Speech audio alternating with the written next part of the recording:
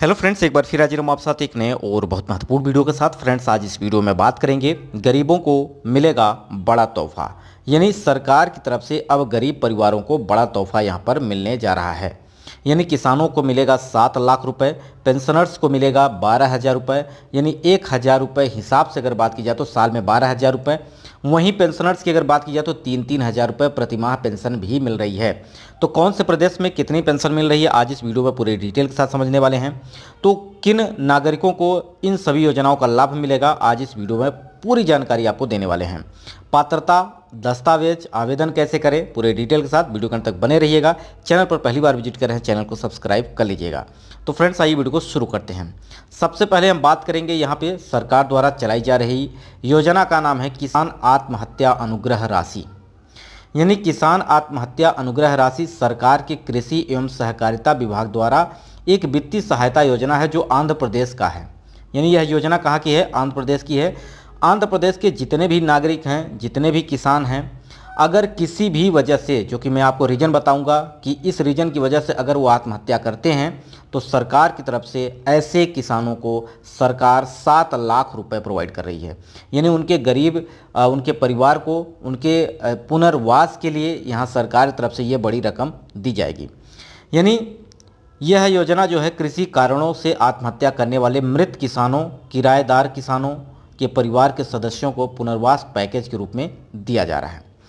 तो बहुत बड़ी स्कीम है, क्योंकि यहाँ पर किसान जिस तरह से समस्याओं से जूझ रहे हैं, चाहे वो कर्ज में डूब गए हों बहुत सारे किसान, साथ ही साथ उनकी खेती में समस्या है, बोरवेल से संबंधित समस्या है, जिसकी वजह से परेशान होकर किसान आत्महत्या कर लेते हैं।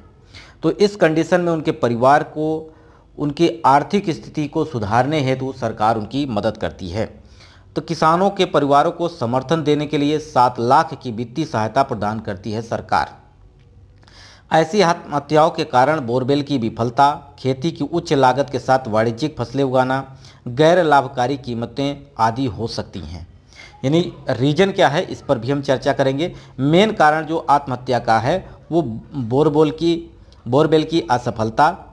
यानी अगर आप, जैसा कि पानी से संबंधित बहुत सारे किसानों को समस्या होती है, जिसके कारण वो बोरिंग करवाते हैं। अब बहुत सारी ऐसी जगह हैं जहां पर बोरिंग आसान नहीं होता है, बहुत सारी समस्याएं होती हैं।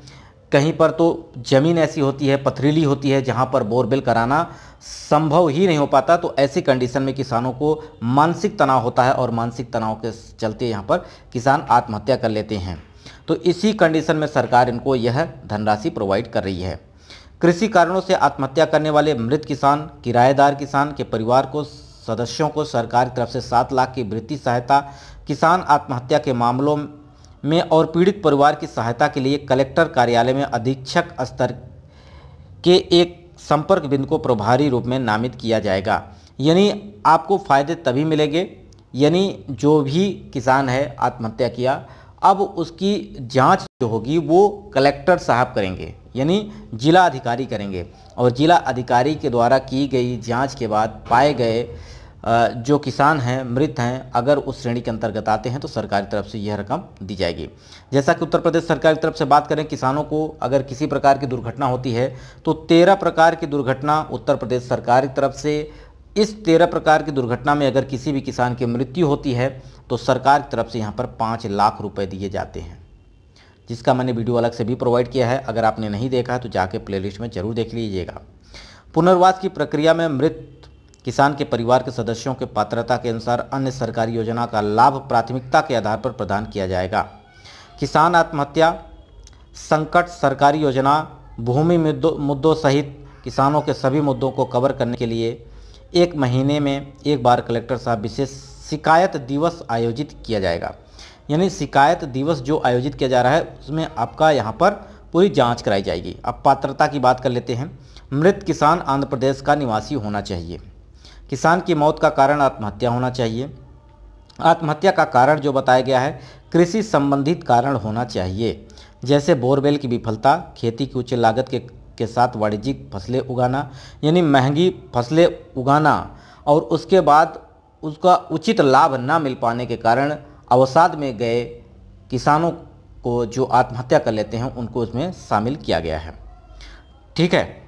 गैर लाभकारी कीमतें, मौखिक किराएदारी, बैंक ऋण प्राप्त करने के लिए अयोग्यता, उच्च ब्याज के साथ निजी ऋण लेना।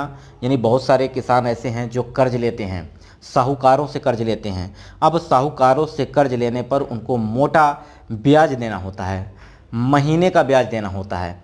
इससे कारण किसान अवसाद में चले जाते हैं, परेशान हो जाते हैं और आत्महत्या कर लेते हैं। तो यहाँ पर सरकार उनकी मदद कर रही है।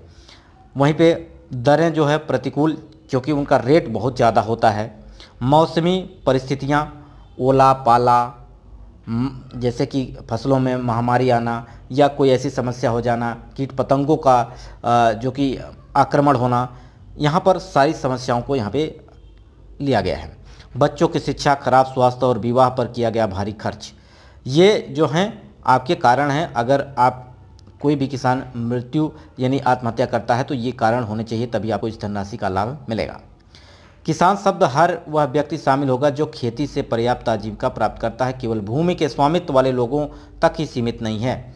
यानी जो भी व्यक्ति है, चाहे वो किसी की ज़मीन बटाई पर ले रहा है, ठीक है, तो वो अगर खेती कर रहा है तो उसको भी यहाँ पे सरकार द्वारा यह लाभ दिया जाएगा।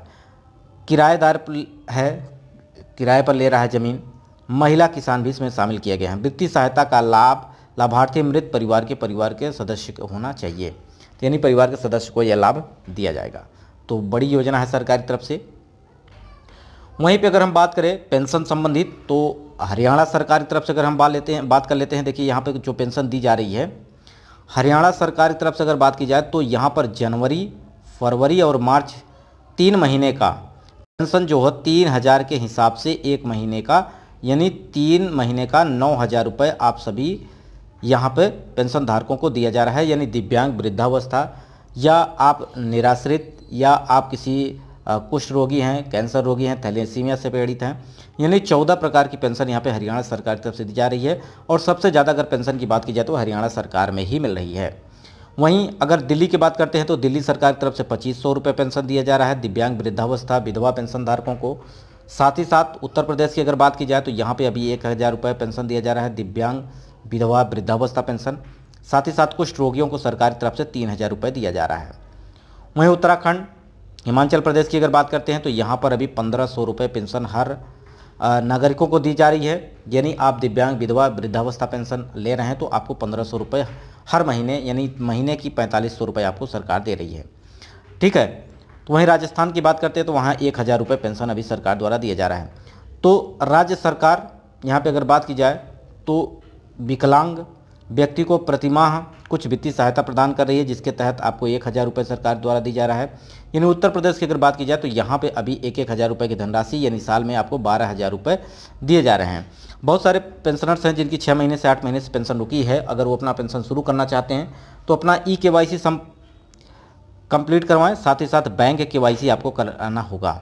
अगर आप बैंक KYC करवाते हैं, जिसमें आधार कार्ड, पैन कार्ड अपना अपडेट करवा देते हैं, तो आपको मैंने वीडियो भी प्रोवाइड किया था जिसमें 12-12 महीने की एक साथ पेंशन प्रोवाइड की गई है।